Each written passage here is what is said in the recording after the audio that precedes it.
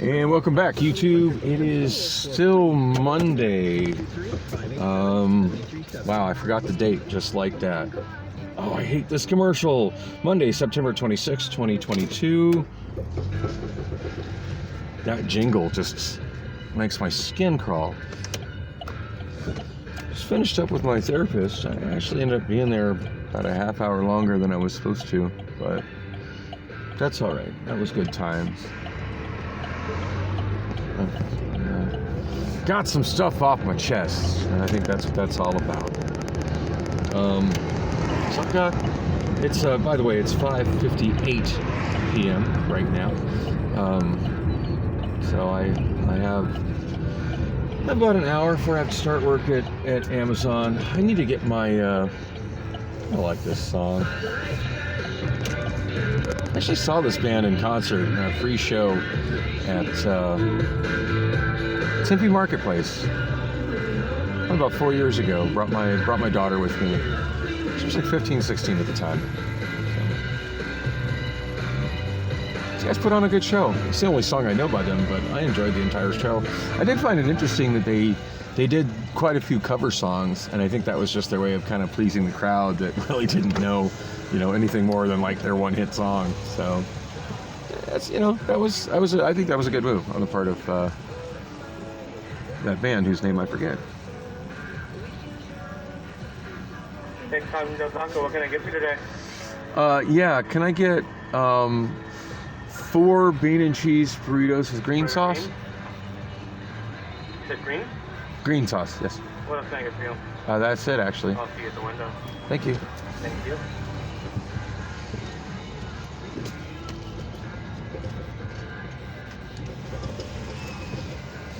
Oh. Yes, I still have a cold Mountain Dew in my bag.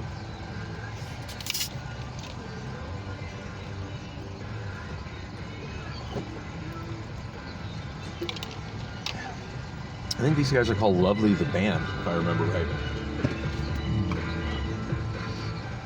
I forget the name of the band that opened for them, but the opening band was really good too. I ended up buying a single-sided 45 from them that is super rare now. Got them to all autograph it. And has since gone viral, so we're gonna play it anyway. World's smallest violin, AJR, the Maltese. Oh, new AJR, nice. Oh, anyway, so therapy. Yeah. More or less, I just, same thing. It's so funny. Like, this stuff I say to her is almost the same shit that I say in this vlog. And I just let it out. This is what happened.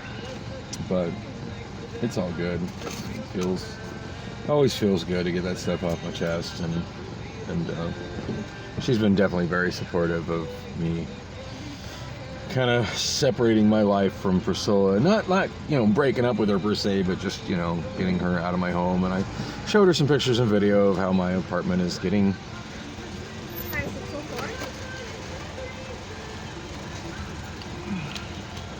Do you want any hot sauce? No, the sauce on the burrito's good.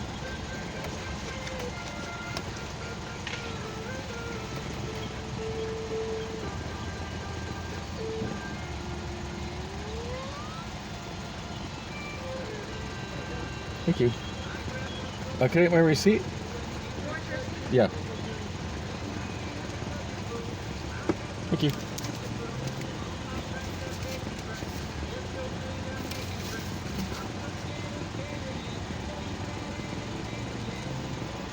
Yeah, no, showed her how my place is getting progressively cleaner.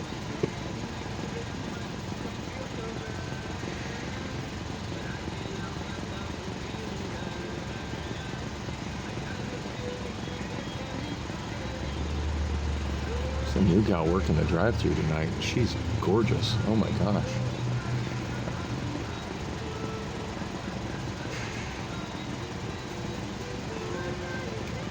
And it is hot without my air in here.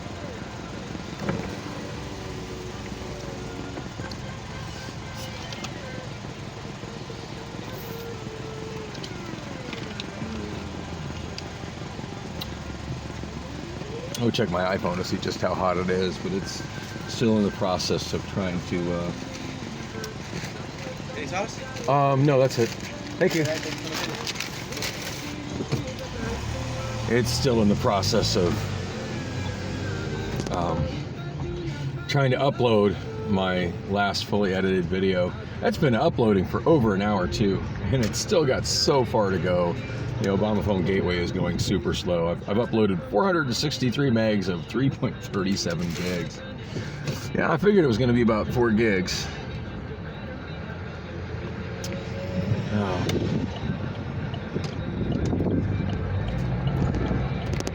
The heck kind of cop is that? I think that's a cop. A-Dot enforcement officer. A-Dot enforcement. Never heard of that. It's a law enforcement vehicle I've never seen before. Wonder exactly what it is they do.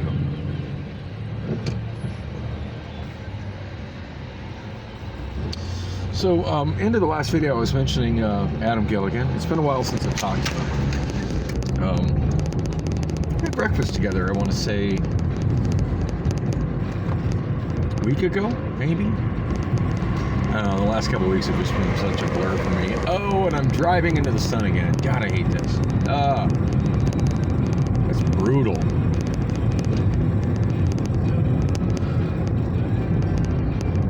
Once again, I'm having to go into Amazon early. And I haven't really talked about how Amazon was last night. For the most part, it sucked. I am very much, again, suspended from forklift driving. You know, at this point, I've decided I really enjoy being a forklift driver, but I don't feel like I enjoy being a forklift driver for Amazon. And it's not that I don't like doing the work as a forklift driver for Amazon. To be clear, I absolutely love it. I mean, the tote thing is just like playing a video game to me. I've had few jobs of any kind that I've enjoyed at the level that I enjoy unloading totes. And I know that sounds silly, but it's just, that's a zen place for me. But occasionally totes fall down. It's just real easy to knock them over. They're fairly indestructible. It shouldn't be a big deal. If I was doing that sort of work anywhere else, it wouldn't be a big deal. But if the wrong person sees you doing it, it's a quote-unquote pit incident, and it has to be investigated, and it has to be documented, and it has to be blah blah blah blah blah, and you have to be suspended and retrained. Retrained for what? The problem isn't me not being trained. The problem is me getting these suspension breaks from driving and losing my feel. That's the problem. I mean, minor judgment and distance was off when I backed out from unstack to downstack the totes. I looked down, I could see the tips of my forks. In my head, I was far enough back to raise my forks. Well, when I raised my forks, I was not far enough back, probably by as little as a quarter inch, because I could see the tip of my forks looking down. You know, so I need to adjust that mental image. Okay, I need to see it. Well, I need to, at that point, that's how I learn that I need to see it, but I need to see it plus so much space. And it's not a question of how many inches of space, because I'm not climbing down there and measuring that. I just need to have a mental image. Okay, that's what it feels like. That's what it looks like. Don't make that mistake again. And I won't make that mistake again if I can keep working. But of course now I'm suspended again. I don't know where it's going to go. And I've been told you can only have so many pit incidents and then you can't drive anymore. And this is two that have involved suspensions. And the crazy thing is I just came unsuspended. So and the whole reason that this happened is just me being rusty because I quit driving for so long because of that last suspension. So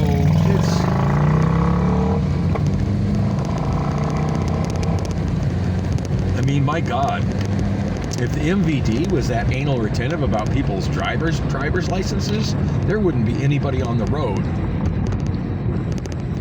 imagine if somebody lost their license and had to get retrained and retested whenever the ADOT could get around to it, which could be several weeks, every single time a camera caught them running a red light. Imagine what that would do to the world.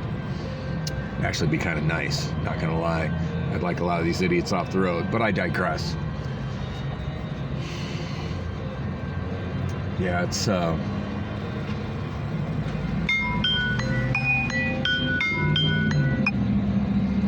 there's my alarm. Time to wake up.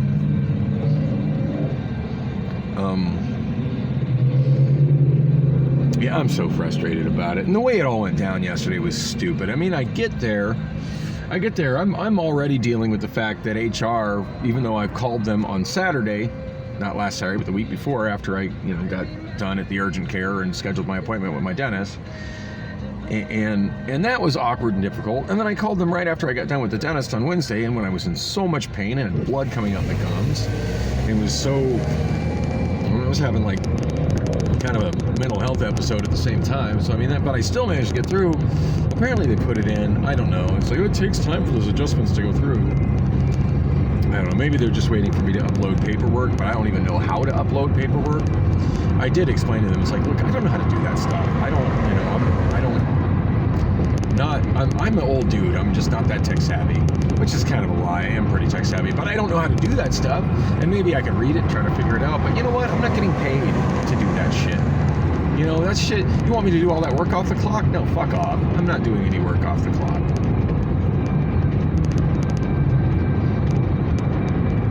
Anyway, I got this bag. I'm reasonably sure all the paperwork I need for Amazon is in this bag, along with a bunch of karaoke slips from my last 2 shows.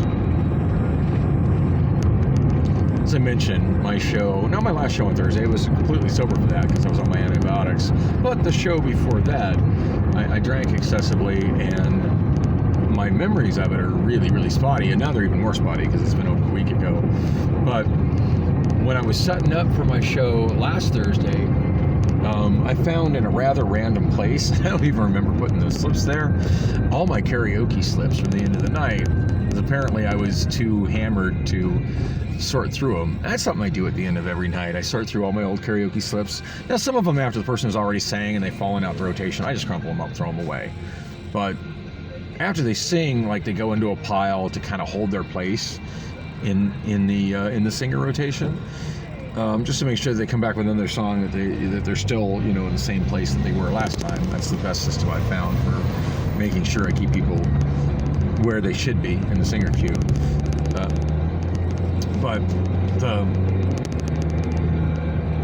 I do end up having to make some separate piles. Like if somebody asks for a song and I don't have it and I'm trying to get it, that goes in a different place. And then if I'm unable to get it, that goes somewhere else. There's some additional stuff I do with that. I keep a text file list of songs that people ask for that I'm absolutely unable to find. But then I also try to, and I don't always have time to do it immediately, but I also try to, when it gets that list, that also means that I've already, well, not always, but I also try to go on karaokeversion.com and put in a request, because they have a request system, which they seem to follow very well. SBI Karaoke also has a request system. They don't give much customer feedback on it. SBI's website has really gone downhill in recent years, which makes me sad. They used to be my favorite karaoke website. And their customer service has always been top notch, like when you actually email somebody and need customer service. But just their website itself, not so good. I want to be in the left lane here and I missed it.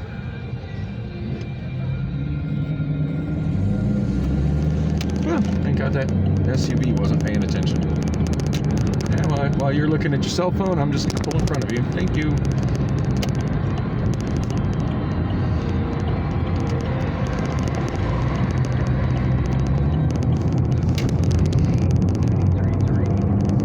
This access road is kind of neat. I like how it's. I think technically this is a street. I think pedestrians are still allowed to walk on the right side, even though there's not a sidewalk. But yeah, we got an entrance on the freeway southbound, which I should be using.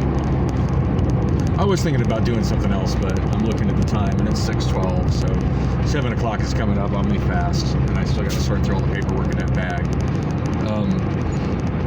Yeah, I like how it goes underneath Grand Avenue and the railroad tracks.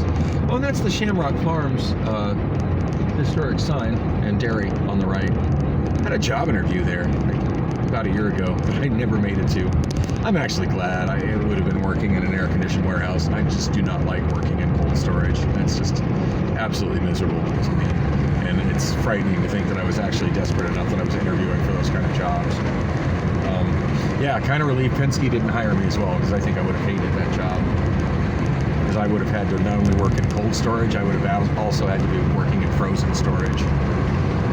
Yeah, I don't think I would have lasted long. I think I would have lasted like a couple of paychecks and been still actively applying elsewhere. So, and I got a feeling that the hiring manager kind of got that vibe from me. It was like, yeah, I need to hire somebody who's gonna not bail right away.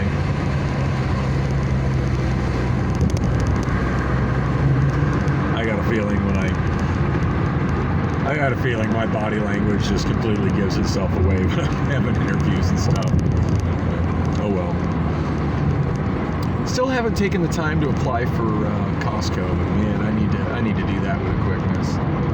I'm just frustrated with Amazon, and it's mostly just about how just little things like the totes, just like I'm just dealing with like, and the crazy thing is when it happened, like there was the investigation, but I was told by Chevy, the person who was in charge that night of safety, that I was fine and that it wasn't a problem. Well, she's completely, I talked to her last night, and I didn't even go to talk to her. She just happened to be walking by me while I was talking to Sean, and I'm like, and I know Sean was trying to figure out, Sean, like the head manager, the really tall guy, and he's like my direct manager now, has been for quite a while. Talking to him about it, and it just so, and to see if he found something out, and then there's Chevy walking by, so I'm like, hey. And I could tell she probably didn't want to have that conversation, but I got her, and she completely walked back everything that she said when it happened. Not last Wednesday morning, because I was at home with dental issues last Wednesday morning, but the Wednesday before that. But yeah, like she investigated, was like, oh, you're fine, just go back to work. And I did go back to work. And the woman who does all the pit training, Jessica, she was there. And she heard all about it, and she didn't tell me that I needed to retrain or anything. She's just like, oh, and I was just like, I'm like, hey, you see my evaluation, I was just fine. I said, I just need some more practice too. And she's like, no, you're okay. So that's what Jessica, who supposedly makes the decisions about training and certification of forklift drivers, that's what she said. And that's what Chevy at safety said, is that, well, I'm okay. And I went back to work for like another, I don't know, half hour, 40 minutes, whatever was left. It was near the end of the shift when that happened. Tuesday night, Wednesday morning. And then the next day, which was the last day I went to work before my tooth incident, my last tooth incident, I worked all day on the forklift. There was there was the energy drink incident, which I'm not going to completely relive that one, but I know I mentioned that somewhere in one of these vlogs, which I mentioned to the next supervisor who I was receiving those from, and she made it pretty clear she didn't want to deal with it, so I just cleaned it up and went about my work. But it's not like I didn't tell anybody. I did. Figured that was kind of her decision, how she wanted to handle it, so that was, thank you, fine by me. I'll clean up my mess and move on with my life, and it's not a big deal.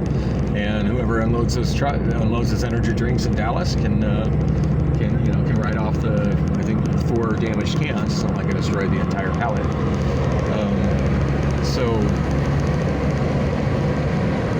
So yeah, the next. But yeah, for the most part, other than that, like pretty without incident, working loading trucks on Wednesday night, Thursday morning. And then like right at the end of the shift, I went to the bathroom. It took a little longer to go to the bathroom than it really should have, because there's only one stall in the men's room in that area. And it's really far to another bathroom. So it's like, well, do you wait for the stall and it could be a while, or do you spend... I want to say it's like a 4 or 5 minute walk to the next nearest bathroom, you know, so times 2, like, I didn't even have time to go somewhere else to go to the bathroom. But when I came back from the bathroom, there was no time to do any more work. It was just time to move my forklift back. And I'm sure I mentioned this in another vlog. It's time to move my forklift back to the charger area and call it a night.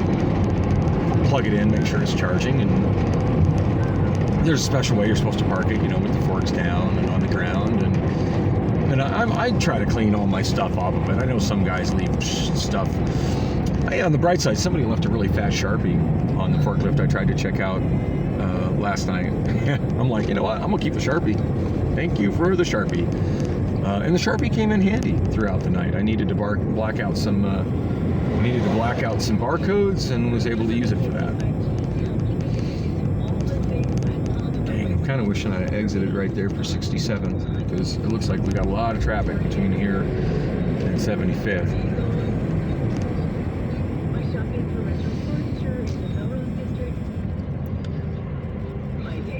So yeah, so that's what I was going to do, but then I tried to scan my ID, and it said that I wasn't authorized to drive the forklift, which was nuts, because the forklift wouldn't have been where it was if I hadn't drove it. I had been driving it all night, and I just thought that was so bizarre. And then I asked the manager, and I had to have a manager come, you know, look at it, and he said, well, just he's going to leave a note in his shift end report that, you know, that there was a problem with me logging into it, and so sorry for the inconvenience, day shift, but y'all gonna have to move this forklift, have a manager or a forklift driver move that forklift back to the charger. We can't do it.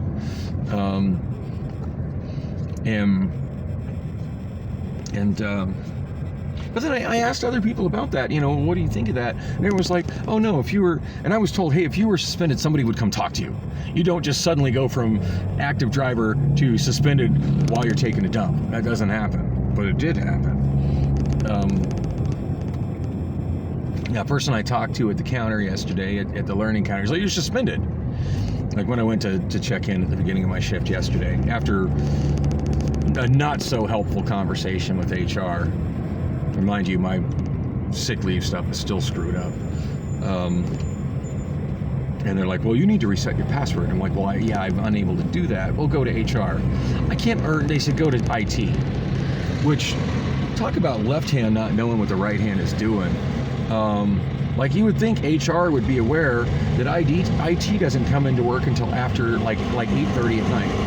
So at 7 p.m., there's not even anybody in IT. Why are you sending me to an apartment that isn't even staffed? I can't believe these idiots send me to an apartment that isn't staffed. They're like, well, you need to go talk to IT or talk to your manager. Well, couldn't find anybody at IT. I ended up going and talking to Sean. I feel like I was probably just a complete annoyance to Sean, how many times I had to talk to him last night over just stupid shit, and it just felt all like stupid shit. But yeah, I'm there talking about the thing. He's like, oh yeah, well, IT doesn't, it's like, why would HR tell you to go to IT? IT doesn't even come in until 8:30. I said, I don't know. I said, but they did. He's like, you know what, just